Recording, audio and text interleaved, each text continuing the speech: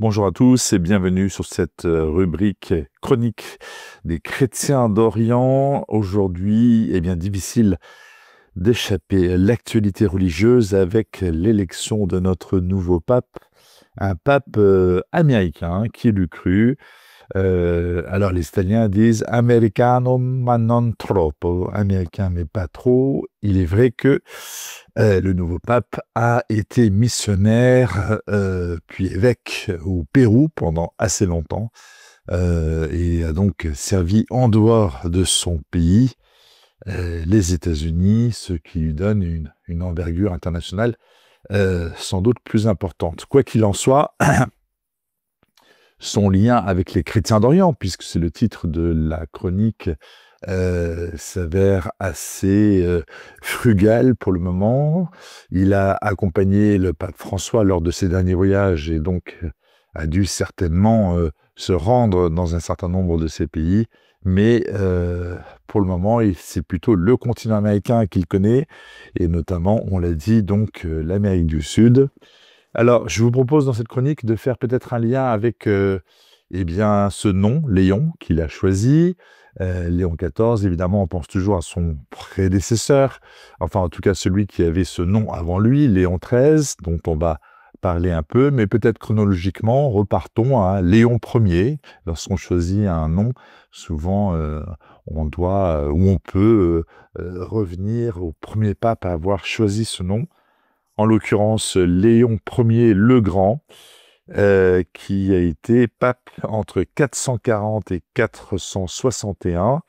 Donc c'est le 5e siècle. Il est connu pour son intervention dans les controverses christologiques du 5e siècle. Sa position doctrinale exprimée par exemple dans le Thomas Flavien est adaptée comme la doctrine orthodoxe au concile de Chalcédoine en 451. Orthodoxe à l'époque, ça veut juste dire la bonne doctrine, et donc c'est quelque chose qui est partagé par tout le monde, la séparation entre catholiques et orthodoxes n'ayant pas encore eu lieu. Face au délitement du pouvoir impérial, à l'époque, il négocie en 452 avec Attila la retraite des hordes uniques, les Huns, et en 455 avec Genséric la survie de Rome. Excusez-moi. Il est considéré comme saint et docteur de l'Église par l'Église catholique qui le célèbre le 10 novembre. Son action politique a été non négligeable. L'épisode le plus célèbre est justement, on vient d'en parler, la rencontre avec Attila en 452 à Mantoue, où le pape persuade le conquérant de faire demi-tour.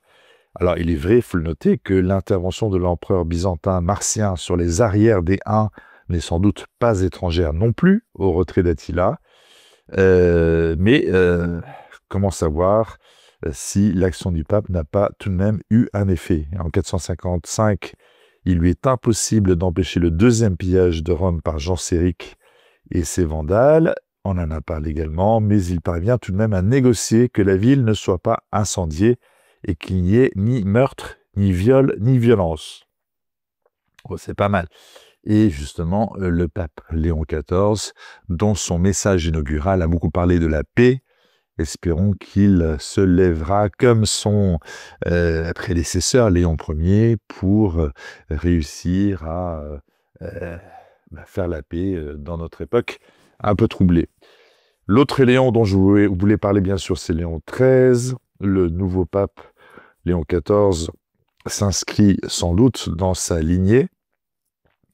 Léon XIII était le premier pape du XXe siècle. Il s'engagea sur les grandes questions sociales de son temps. Il est à l'origine de la doctrine sociale de l'Église, en publiant notamment la prophétique encyclique Rerum Novarum, publiée en 1891.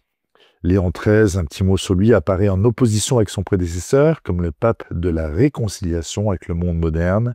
Il mesure les changements qui se sont accomplis au cours de son siècle et adapte le discours de l'Église tout en défendant avec fermeté les dogmes traditionnels de la foi. Léon XIII s'éteint à Rome le 20 juillet 1903. Il a 93 ans. Son pontificat est le 4e plus long de l'histoire, jusqu'à maintenant, après Saint-Pierre, Pie IX et Jean-Paul II.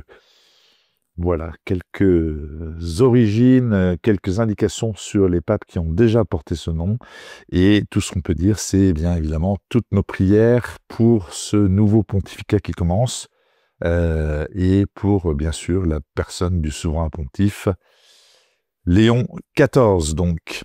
À la semaine prochaine, chers amis, sur cette chronique géopolitique des chrétiens d'Orient.